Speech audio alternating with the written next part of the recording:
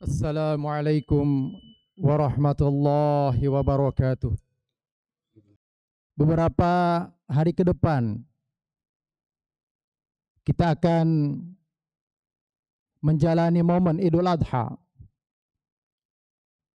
dan salah satu syariat Allah Subhanahu wa taala kepada umat Nabi sallallahu alaihi wasallam dalam momen Idul Adha ini adalah kurban.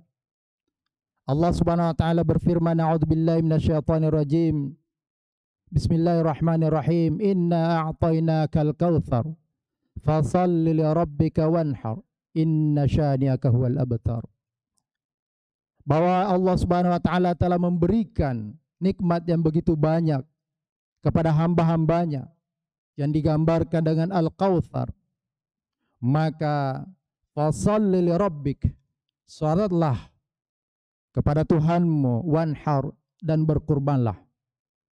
Dalam sebuah hadis Nabi SAW bersabda yang artinya bahwa tiada amalan yang lebih baik dan dicintai oleh Allah Subhanahu wa taala pada hari nahar, pada hari Idul Adha, melainkan mengucurkan darah. Dan hewan yang kita sembelih pada hari nahar dan hari tasyrik itu akan datang pada hari kiamat mempersaksikan kepada Allah Subhanahu wa taala apa yang telah dilakukan oleh hambanya yang berkorban. Dan disebutkan bahwa nilai pahala atas korban itu sampai kepada Allah Subhanahu wa taala sebelum darah itu menyentuh tanah. Subhanallah, jamaah rahimakumullah. Maka untuk itu mari kita pasang tekad, niat, mujahadah agar kita bisa menunaikannya. Kurban secara bahasa artinya pendekatan diri kepada Allah Subhanahu wa taala. Ini adalah salah satu bentuk ketakwaan kita kepada Allah Subhanahu wa taala, menjalankan perintah Allah Subhanahu wa taala. Khususnya bagi mereka yang diberikan kemampuan oleh Allah Subhanahu wa taala, meskipun hukumnya sunnah muakkadah menurut jumhur ulama, khususnya mazhab Syafi'iyah, wajib menurut mazhab Hanafiyah, tapi wajib menurut Hanafiyah di bawah derajat fardu.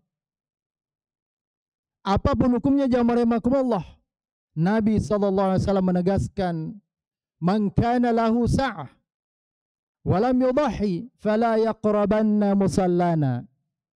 Barang siapa yang diberikan kelapangan, kemampuan oleh Allah Subhanahu wa taala, lalu kemudian dia tidak menunaikan kurban, kata Nabi, fala yaqrabanna musallana, maka tidak perlu dia mendekati tempat salat kami. Ini adalah sindiran dari Nabi SAW bahwa tidaklah pantas orang yang diberikan kemampuan untuk kemudian meninggalkan ibadah kurban ini. Persoalannya, jamaah rahimakumullah, banyak di antara kaum muslimin yang diberikan kemampuan, kelapangan, tapi tidak memiliki kemauan untuk kepentingan keluarga, kepentingan yang tidak mendesak, bahkan sekadar untuk piknik, bisa dilakukan dengan mengeluarkan dana yang begitu besar. Tapi begitu datang momen Idul Kurban, merasa tidak mampu. Sementara kita sering dengar, kita sering baca, banyak di antara kaum muslimin yang termasuk kalangan fuqara, profesinya tukang becak, ada yang pemulung, sepanjang tahun menabung, menyisihkan bekas jerih payahnya agar bisa berkorban.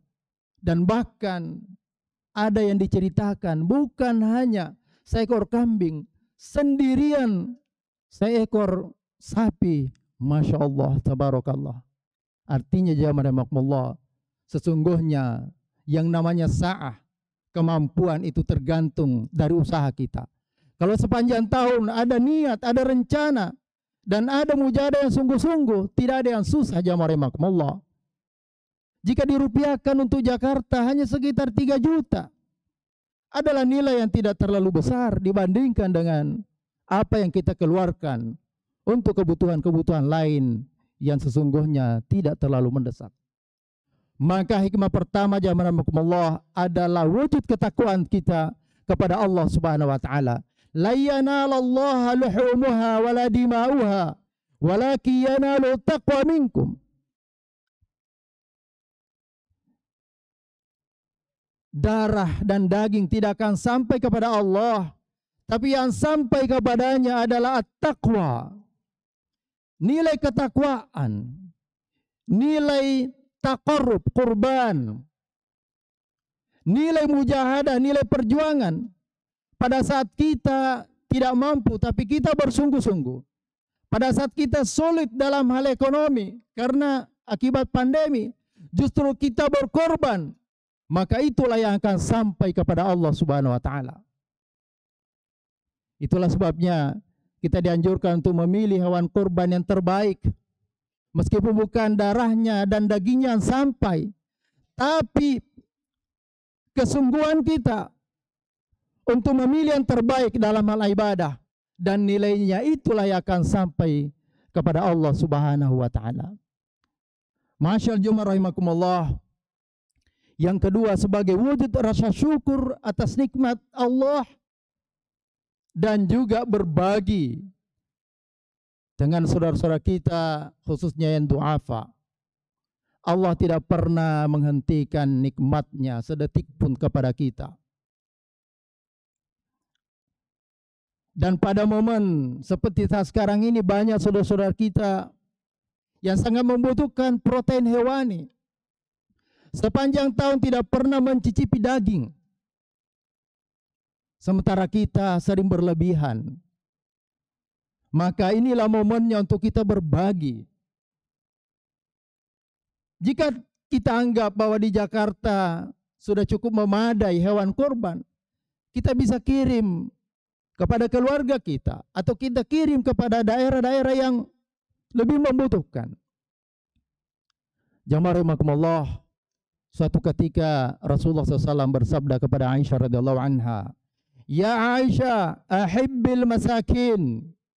Wahai Aisyah, cintailah orang-orang miskin. Wa qarribihim. Dekatkan dirimu dengan mereka, berbaur dengan mereka, berbagi dengan mereka. Fa inna Allah yuqarribuka bidza yaumal qiyamah. Sesungguhnya Allah akan mendekatkanmu kepada dirinya dengan kedekatan Anda kepada orang-orang miskin itu yaumal qiyamah, pada hari kiamat kelak insyaallah. Masyaallah jemaah rahimakumullah. Berikutnya adalah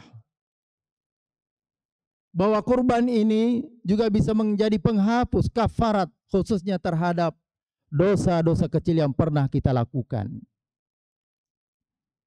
Nabi SAW pernah berucap kepada putrinya Fatimah radhiyallahu anha, "Ya Fatimah, qumi ila udhiyatik." Wahai Fatimah, berdirilah, bangkitlah menuju ke hewan kurbanmu. Fashhidiha, dan saksikanlah. Ya. Lalu kemudian beliau melanjutkan, fa innahu yughfaru laki inda kulli qatratin taqturu min damiha. Sesungguhnya setiap darah yang mengalir itu akan menghapuskan dosa-dosamu. Min kulli dzambin amiltiha, dari setiap dosa-dosa yang telah engkau lakukan sebelumnya. Wa quli, dan ucapkanlah, inna salati wa nusuki wa mahyaya wa mamati lillahi rabbil alamin. Jamaah rahimakumullah, kafarat terhadap dosa-dosa kecil.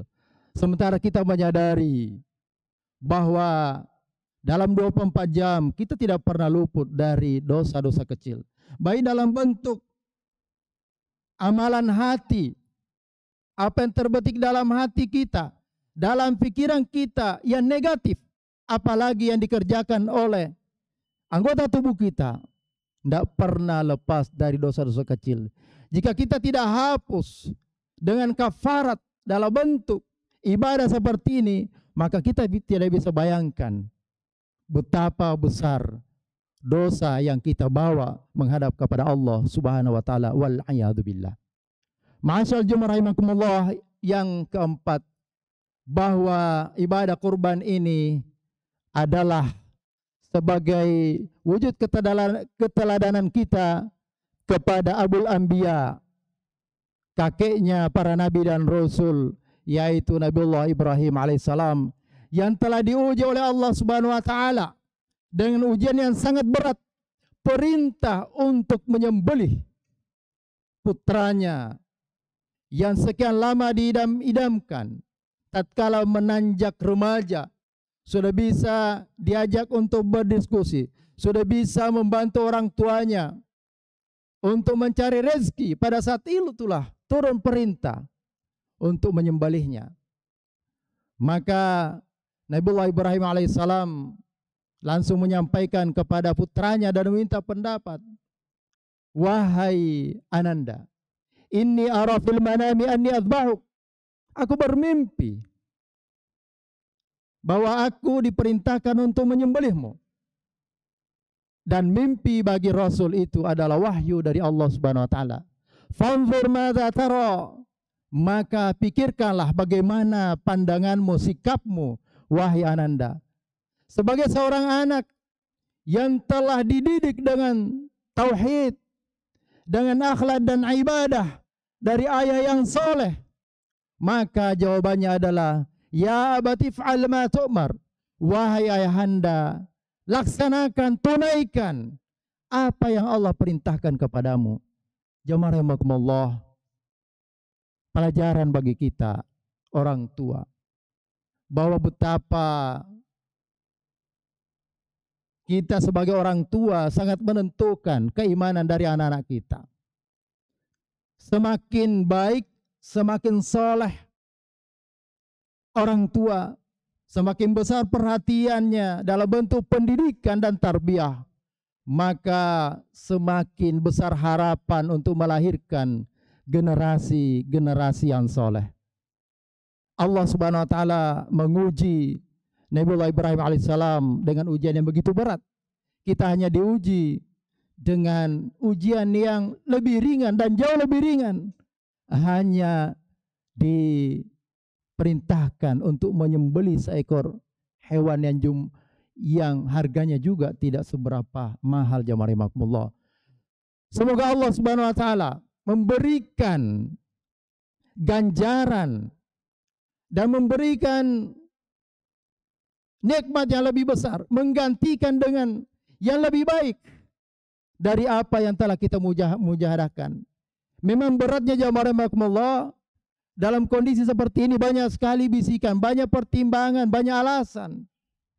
Kita dalam kondisi PPKM, tidak leluasa bekerja mencari rezeki. Tapi mungkin inilah yang akan meninggikan kualitas dari pengorbanan kita, yang menjadi asbab Allah SWT akan memberikan rezeki yang lebih banyak, memberikan kesehatan, memberikan anak-anak yang soleh, karena perjuangan kita lebih berat dalam kondisi seperti ini, dan kemudian kita berusaha tetap menjalankan perintah Allah Subhanahu wa taala. Barakallahu li wa lakum fil Qur'anil Karim wa nafa'ani wa iyyakum bima fil ayati wa dzikril hakim wa taqabbala minni wa minkum tilawatahu innahu wal ghafurur rahim.